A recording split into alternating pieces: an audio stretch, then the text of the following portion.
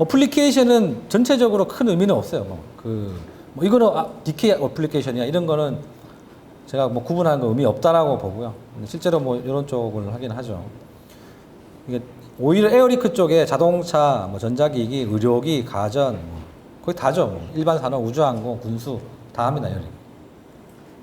요게 저희가 이제 아까 양품 마스터 뭐 요거를 저희는 이렇게 마스터 노 리크 파트 MNL 이게 이제 안 새는 마스터 제품 아까 안 새는 마스터 제품에 아까 리크 표준을 더한 거를 마스터 뭐 리크 로스라고 해서 MLL 이렇게 이제 부르는데 뭐 저희가 그냥 부르는 거고요. 앞으로 이 말이 기니까 이렇게 제가 부르거나 아니면 양품 마스터, 뭐 불량 마스터 이렇게 불량 마스터. 그래서 이게 양품 마스터는 이런 압력 곡선이 있을 거고 불량은 이렇게 요 차이죠. 자, 요것도 반드시 요거는 머릿속에 기억을 하셔야 되는 거예요.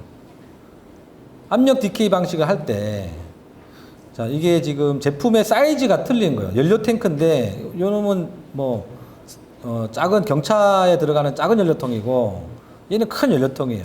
하지만 들어가는 연료는 같아요. 그럼 리크레이트는 같아야 되는 거죠. 그래서 리크레이트는 다 OCC로 결정이 된 거예요. 이렇게 다 같습니다.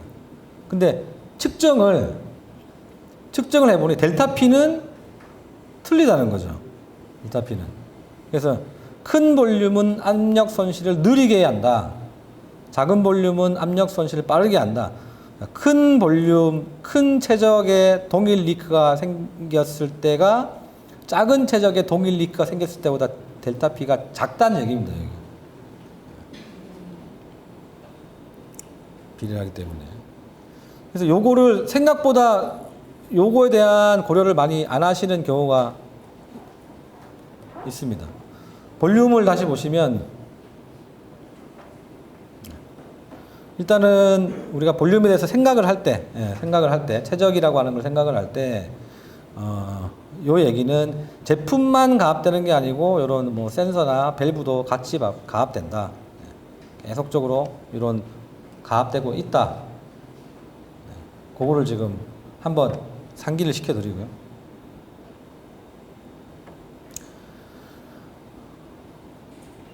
본서 자료에서는 뭐 퀴즈 타임이 돼 있던데 지금 다 똑같죠? 시스템이 두 개가 똑같아요. 똑같다는 얘기 리크레이트도 같고 제품도 제품 체력도 똑같고 압력도 똑같이 지금 돼 있는데 틀린 건 요거죠.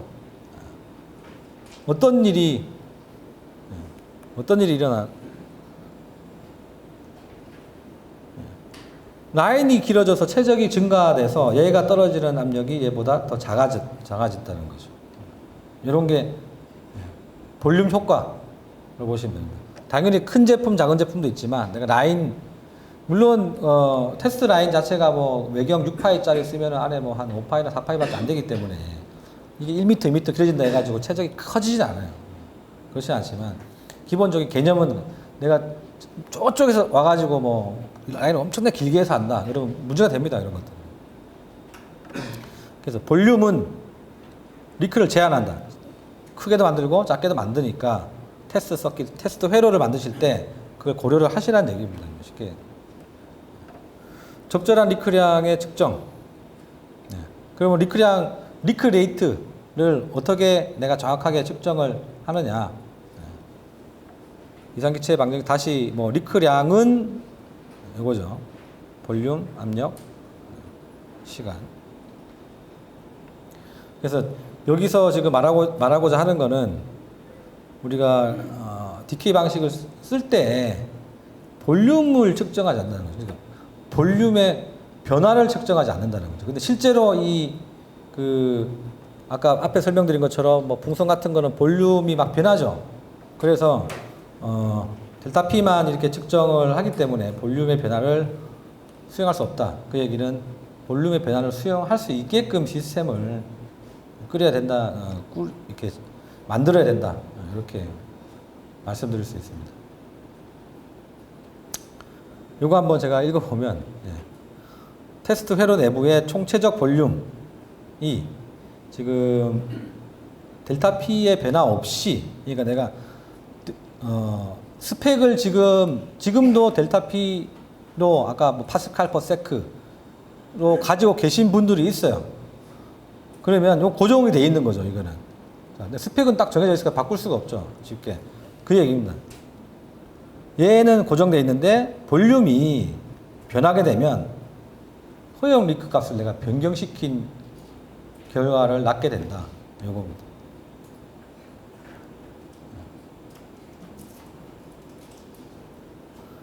리크 레이트는 고정돼야 되는데 볼륨이 바뀌면 델타 P가 바뀌어야 되는데 내가 델타 P라고 하는 놈을 고정을 시켜놓고 테스트를 하게 되면 리크 레이트가 바뀌죠.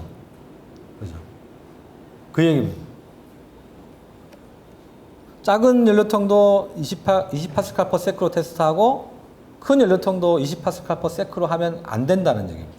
그 얘기는 지금 작은 연료통과 큰 연료통의 리크 레이트, 분량 기준은 나도 모르게 바꿔버리는 현상이 생기는 거예요. 그러면 그거는 내가 그 상황에서 아까 캘리브레이션 이런 걸 안 하게 되면은 그 자체가 내가 스펙을 지금 변경한 결과를 낳게 된다. 이런 뜻입니다. 지금 요건 아까 앞에서 뭐 제가 그래서 요거는 요 순서를 그냥 제가 보여드립니다. 앞 가압하고 밸브가 이렇게 열려 있고 안정화 때는 여기 닫히고 배기 때는 열려 있다. 그래서 가끔 사용 안 하고 있을 때 이게 제품이 걸려 있고 내가 장비가 지금 있는 상황에서 이게 막혀 있는지 안 막혀 있는지 이렇게 이제 궁금하신 분들이 있는데 보통 대부분은 노멀 상태 쉬는 시간에는 이렇게 배기 상태를 유지하고 있습니다. 가압 안정화 그냥 보기 좋게 한번 더 그린 거고요. 압력 프로파일이죠. 압력 디케이 가압하고 아까 안정화 요런 아까 앞에 설명드린 요런 것들이 다 일어나게끔 안정화를 충분히 줘야 된다. 거고요. 그 다음에도 여전히 남아있긴 합니다. 말씀드린 것처럼. 하지만 이때보다는 덜 변하죠. 그래서 그 다음부터 측정을 합니다. 내가 100이라고 하는 것도 이것도 아까 뭐 테스트 2 테스트 인터벌을 너무 짧게 하면 안 된다. 이런 것처럼 어떤 제품뿐만이 아니고 아까 설명드린 대로 밸브라든지 뭐 라인 이런 게 있기 때문에 너무 빨리빨리 하게 되면은 어떤 반복성을 해치는 그런 결과를 가지고 옵니다. 프레셔 디케이에 영향을 미치는 변수들 아까 제가 반복된다고 한 것처럼 뭐 압력, 볼륨 뭐 이런 것들 힘 많이 누르느냐 작게 누르느냐 제품 자체의 탄성도 영향을 주고요. 다 영향을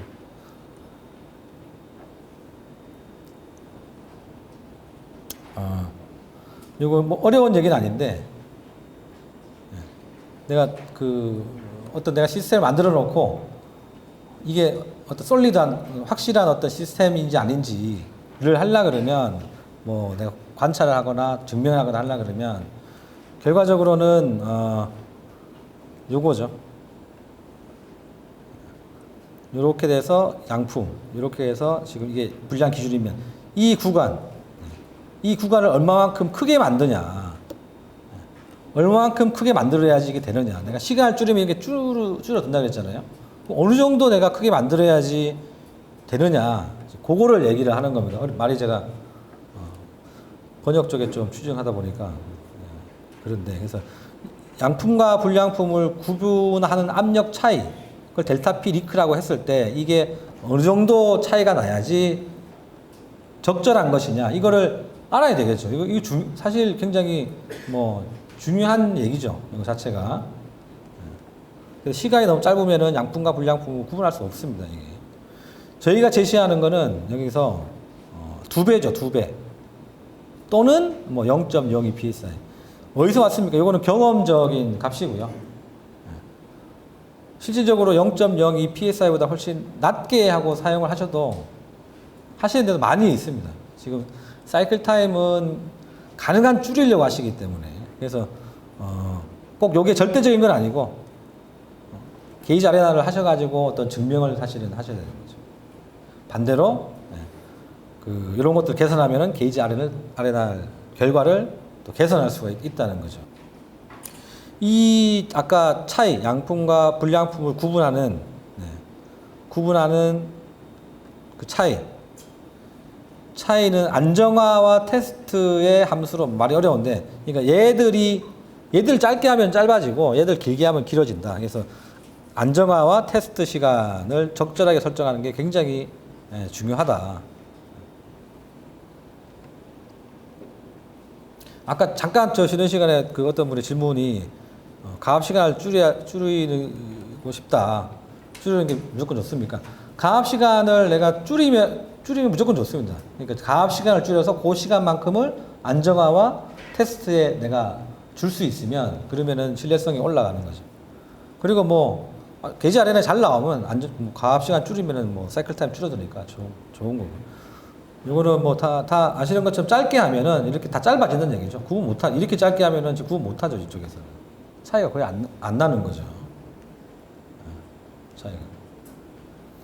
조금 길게 하면은 지금 차이 나죠. 가압은 똑같지만 안정화 늘려가지고 조금 늘어났죠. 확 늘리면 많이 늘어나죠. 디케이니까. 이것도 뭐 큰 어려움이 없는 부분들이고요. 물론 이제 저는 많이 했기 때문에 어려움은 없다 하지만 실제로 또 그냥 사이클 타임 어떻게 정하지 할 때는 막막할 수가 있어요. 중요한 거는 이 차이. 자, 다시 이상기체 방정식에서 뭐 시간 이렇게 뽑아낼 수 있죠.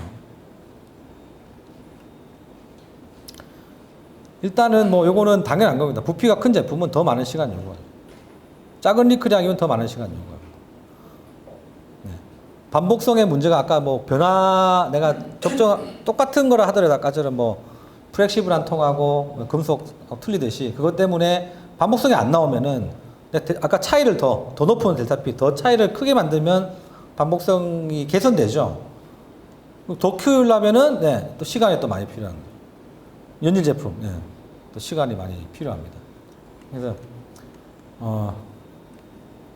굉장히 어렵습니다. 이 시간을 줄이는 쪽으로 기술들이 결국은 진화하는 거고, 지갑식보다 차압식이 사실은 시간을 줄이는 데 있어 가지고 조금 효과가 있기 때문에 감도가 오히려 더 나간다 이렇게 보실 수가 있어요.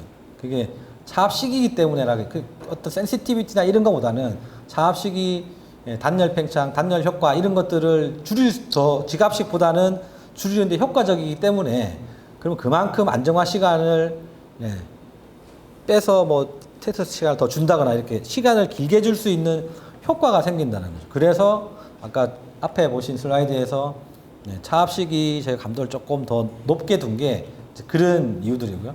매스플로우라고 하는 게 발견된 것도 큰 제품은 압력 방식으로 찾을 수가 없어요. 아주 큰 제품이 뭐가 있냐면 트랙터의 그 미션에 뭐 150리터, 70리터 막 이렇습니다. 그 안에 그 공간이. 그런 것들은 뭐 차압식 감도가 이런 문제가 아니고 압력식 자체로는 구분이 안 됩니다. 그런 것들을 매스플로우로 하면은 측정이 가능하죠. 그리고 뭐 압력식으로 하면은 뭐 20분을 해야 되는 걸 매스플로우로 하면 10분으로 줄이고 뭐 이런 식으로. 그래서 결국은 우리가 시간을 줄이는 쪽으로 디텍터들이 이렇게 개발되고 뭐 이중가압을 한다거나 뭐 외부가압을 한다거나 이런 것들도 사실은 다 시간을 줄여서 내가 결과적으로는 안정화와 테스트 시간을 충분히 확보하겠다. 안정화와 테스트 시간을 이렇게 어떤 그 물리적으로 줄일 수 있는 게 아니고 결과적으로 그러면은 가능한 건 뭐겠습니까? 가압 시간을 줄이는 거예요. 가압 시간을. 그래서 표준 장비보다 고유량 장비, 저희가 뭐 패스트필 장비라든지 그런 것들이 이제 더 들어가게 되고요. 그거는 다 결과적으로 가압 시간을 줄여서 뒤쪽을 늘려가지고 감도를 높인다. 그렇게 되겠습니다. 뭐 이런 것들을 하면 마지막에 또 그 기준값 아까 뭐 스펙에서는 기준값이 나왔죠. 일시시를 해야 되는데 유량이나 뭐 압력 방식을 가지고 있으면 지금 내가 세팅은 결과적으로는 압력으로 하는 거죠. 결과는 이렇게 나오지만 그 내부로 가면은 그러면은 그 압력 세팅 한계값 1cc에 대응되는 거 아니면 제로에 대응되는 이 델타 P들을 어떻게 찾을 것이냐 그거죠. 일단은 이 합격 기준 그러니까 노리크 마스터 그러니까 MNL 요게 반드시 필요합니다. 우리가 디텍터라고 하는 거는 센서가 그냥 달려 있는 거예요. 얘는 이 제품이 안 셀 때 어떤 상황인지 쟤는 알 수가 없는 거죠. 지금 압이 변하면 압을 읽는 거니까. 근데 그게 리크에 의한 건지 모른다는 얘기죠. 그래서 그걸 반드시 알려줘야 되고 장비한테 이거는 리크에 의한 게 아니고 다른 것 때문에 하는 거야. 시간을 다 바꾸면 다 바뀝니다. 그러니까 변이 요소가 안정화 시간 내가 20초 줬을 때 이 정도 하는 거고 내가 30초 주면은 그 델타피가 다 바뀌는 거고 압을 바꿔 다 바뀌는 거고 계절이 바뀌어도 바뀌는 거고 그래서 그때 얘한테 알려줘야 되는 거야. 그럼 그 알려주는 기준이 지금 얘입니다. 안 새는 노리크 마스터 제품 마스터 노리크 파트 요거는 기본적으로는 내가 생산 제품에서 해야 되는 거죠. 아까 말씀드린 단성 물리적인 어떤 그런 현상이 영향을 주기 때문에 내가 좋은 마스터 제품, 마스터 제로 파트를 만들려고 그러면 파트니까 내가 생산하는 공장에서 잘 생산돼 나온 놈을 일단 기준으로 당연히 만들어야 됩니다. 특수한 케이스는 있어요. 특수한 케이스는 그냥 우리가 더미 마스터라 그래가지고 뭐 금속으로 메탈로 하기도 합니다. 이렇게 저희가 여기서 편차를 해결해야 된다 이 얘기는 아까 변화 요소를 알아야 된다는 얘기고요.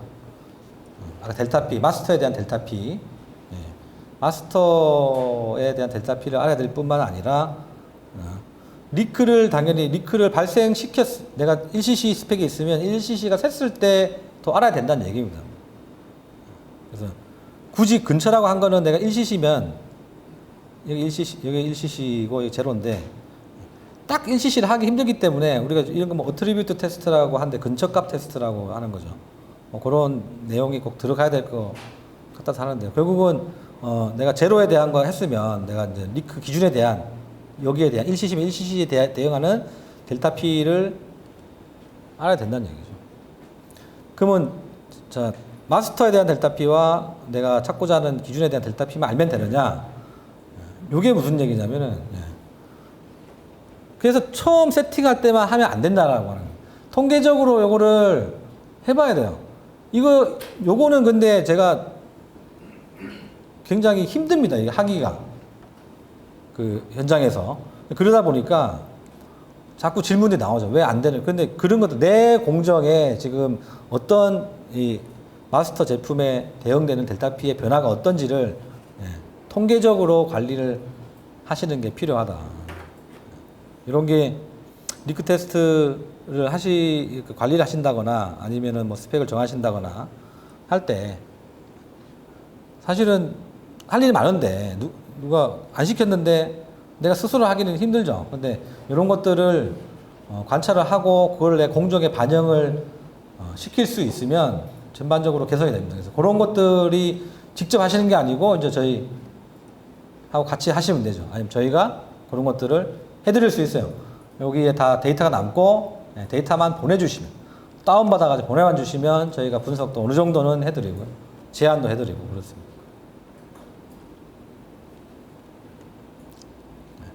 그래서 이러한 과정 지금 뭐 어렵게 설명한 것 같은데 캘리브레이션 앞에 설명했죠. 마스터에 대한 델타 P 알아야 되고 리크에 대한 델타 P 알아야 되고 뭐 통계적으로 알아야 되고 그런 것들을 캘리브레이션이라고 합니다. 이거는 앞에 말씀드린 것처럼 마스터 제품 버블로 체크를 해야 된다. 그래서 델타 P를 해야 된다고요. 그걸 보면은 이런 식의 해가지고 0cc가 0.0005는 0cc야. 이걸 알아내는 거죠. 2단계가 아까 불량품. 그래서 추천되는 거는 아까 마스터 제품에 오리피스를 꼽아 쓰는 거를 추천합니다. 물론 제품을 만드셔도 됩니다. 그렇게 해서 정확하게 동일한 테스트. 제로 제품하고 테스트했을 때하고 정확하게 동일한 테스트를 해야 된다. 이게 중요하고요. 압력 기록하는 델타P를 알아내는 거죠. 그래서 이렇게 쭉 떨어지죠. 마스 제품에 오리피스를 꼽아가지고 그러니까 OCC는 0.045야. 이렇게 알아낸 거죠. 두 개 차이가 아까 구분이 커질수록 좋다. 뭐 이거요. 최소 2배 이상 되거나 0.0 psi 되도록 하시는 게 좋습니다. 이런 거를 최적의 구분이라고 제가 그냥 얘기를 합니다.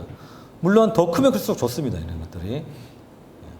요게 이 차이가 충분히 2배 되거나 지금 이거를 계산해 보시면 0.0 리크 발생했을 때 0.045 OCC 리크 발생했을 때 0.005 0.04니까 뭐 2배로 되고 0.02보다 크니까 좋은 거죠. 이러면 괜찮네.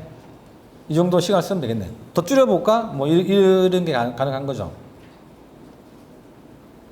자, 여기서 이렇게만 하지 말고 이거를 어떤 캘리브레이션에 대한 어떤 비율에 대한 식으로 만들어 보자. 그래서 이렇게 식을 단순합니다. 이거는.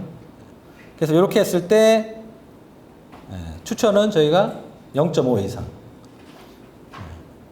이렇게 해서 0.5 이상 된다는 얘기는 2배보다 크다는 얘기입니다. 아까 앞에 말한 것처럼. 같은 거죠. 그래서 칼레이쇼 계산해 보시면, 아까 요거 계산해 보시면 0.89. 아까 앞에 나왔던 그걸 계산하면은 0.89. 0.5보다 높으니까 괜찮네. 또는 시간을 좀 줄일 수 있겠네. 둘 다 가능합니다. 그래서 그런 기준을 잡으시는 거예요. 이런 절차를 저희가 자동으로 하게끔, 자, 저희 디텍터라고 하는 게 뭐냐? 현장에서 요구하는 거를 저희가 반영을 시키는 거예요. 아까 앞에서 말씀드렸지만 그냥 압력 센서 해가지고 밸브 해놓고 하는 게 디텍터가 아닙니다. 이런 게 필요하다. 요구가 되는 거죠. 알아야 된다. 이런 것들을 얘는 버튼 한 개만 이렇게 누르시고 나중에 시연을 할 텐데요. 그게 이제 시대 장치는 앞에 모든 것들을 다 자동으로 해주는. 그리고 아까 칼레이쇼에 대해 가지고 저희가 조금 더 수행 팩터라고 저희가 자체를 만들었습니다. PF라고 하는데 PF는 아까 칼레이쇼에서 아래 같은 상황에서 조금 더 가혹한 인자를 저희가 나름대로 준 거예요. 그래서 뭐 공정이 너무 짧다거나 뭐 이런 어떤 경우에 칼리브레이션을 했는데 뭐 차이가 너무 작다거나 아니면 리크가 너무 크다거나 차이가 이런 경우에만 조금 더 뭔가를 칼레이쇼에서 더 가혹한 인자를 준 거고 그래서 이때는 50 칼레이쇼는 그렇고 그래서 저희가 캘리브레이션 하고 나면은 끝에 퍼포먼스 팩터, 수행 팩터가 얼마 딱 뜹니다. 세팅을 막 하시고 캘 했는데 100 나왔다. 줄일 수 있겠네. 이겁니다. 캘리브레이션 하시고 수행 팩터가 1이 나왔어요. 늘려야 되겠네. 가압은 어느 정도, 가압은 압차면 끝이니까 안정화나 테스트 시간 늘려야 되겠네. 아니면은 지금 필시간이 뭐 채우는데 10초 걸렸는데 5초 정도 줄여볼까? 뭐 배관을 키운다거나 뭐 레귤레이터 전자레귤레이터 쓴다거나 해가지고 5초를 빼서 5초를 갖다 더 넣어볼까? 이런 것들. 그런 것들을 판단할 수 있게끔 해주는 거죠. 지금 요게. 그 다음에 그러면은 가압 시간 몇 초여야 되고 안정화 시간 몇 초여야 되고 테스트 시간 몇 초 이거 자꾸 해봐야 되는 거예요. 한 방에 탁 하는 게 아니고 이거 해보고 칼 해보고 캘 기능 없는 거 가지고 계시면은 델타피 구하고 레이쇼 한번 내보시고 이런 식으로 계속 해가지고 시간을 늘려보고 또 해보고 해야 되는데 일단 저희 장비는 자동으로 그냥 세팅을 해줍니다. 그래서 요런 단순한 값만 입력을 한 개 해주시면 자기가 테스트를 2번 내지 3번, 4번을 지 혼자 막 해가지고 최적의 시간을 나눠줍니다. 입력도 자기가 해줘야 따로 해줄 필요가 없습니다. 그 다음에 오토칼 누르시면 수행 팩터가 딱 튀어나오게끔 되어 있습니다. 그게 자동 셋업. 이렇게 하면 굉장히 좋겠죠. 그래서 이렇게 자동 셋업을 할 수 있는 장비가 있으면 좋을 텐데 라고 고객들이 많이 말씀을 하기 때문에 저희가 만드는 거예요. 저희가 만들어 놓고 이게 좋으니까 쓰세요 이렇게 하는 거는 아닙니다. 이건 반드시. 마이너스 앞에 다 설명을 했죠. 그래서 자, 마이너스는 좀 중요한 거는 초기 노리크 마스터 제품에서의 압력 손실값보다 더 작았다는 거죠. 마이너스가 뜨면은 캘리브레이션 하면 없어질 수 있어요. 그래서 마이너스는 반드시 압이 올라갔네 이런 것보다는 마스터 제품 제로 제품을 캘했을 때보다 손실이 작았다는 거죠. 압이 반드시 올라갔다는 건 아닙니다. 자, 그래서 쭉 제가 했는데 진공은 어떻습니까? 진공에 대한 이야기가 안 나오죠. 그래서 진공 테스트를 왜 가끔 이런 질문을 하시는 분이 있습니다. 우리가 지금 오바의 가압 테스트 하고 있는데 진공으로 하면은 감도가 더 좋아집니까? 라고 질문을 제가 받은 적이 있습니다. 실제로. 테스트 제품, 언제 진공 테스트 실제로 제품이 진공 사용 환경 중에서 아까 뭐 스티어링 휠 제가 하우징 말씀드렸지만 실제 진공 상태에서 됐을 때 실제로 그 함체, 옥에 설치한 함체도 기온에 따라 가지고 안에 실링이 돼 있다 그러면 순간적으로 진공이 형성되기도 합니다. 그래서 실제 제품이 진공 상태에 놓였을 때 진공 테스트를 하는 거고요.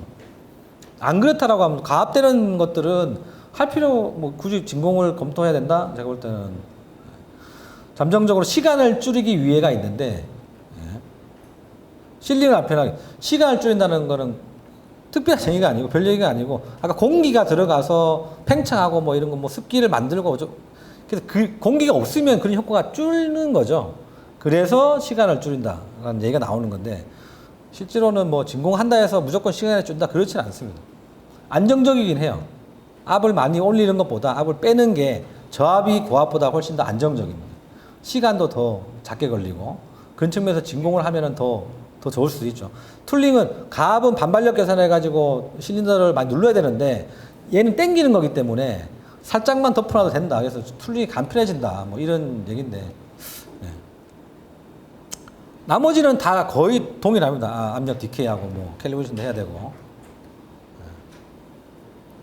진공을 뽑는 거죠. 이렇게 한 가지 말씀드리면 진공 방식이 아까처럼 분명히 좋은 이점을 제공을 해요. 근데 이걸 아셔야 돼요. 진공은 대기압에서 공기를 끌어내는 거기 때문에 대기압이 1바입니다. 그래서 1바 이상 압을 올릴 수가 없습니다. 무슨 얘기냐? 예를 들어 가지고 지금 진공 내가 그 마이너스 0.8바의 진공압에서 1cc 리크를 보는 사양 1.0 SCCM 골뱅이 0.8보다 2.0 2cc 오바에서 2cc 보는 조건이 훨씬 더 가혹한 조건이 되는 거죠.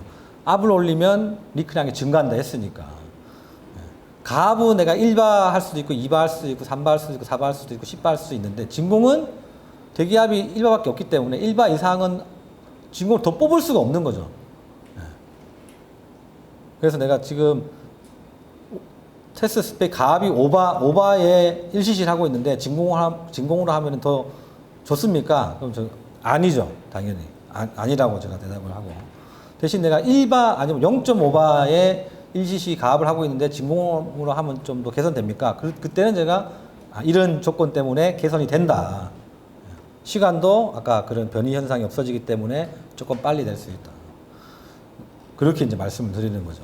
그래서 진공은 그런 뭐 특수성은 있어요.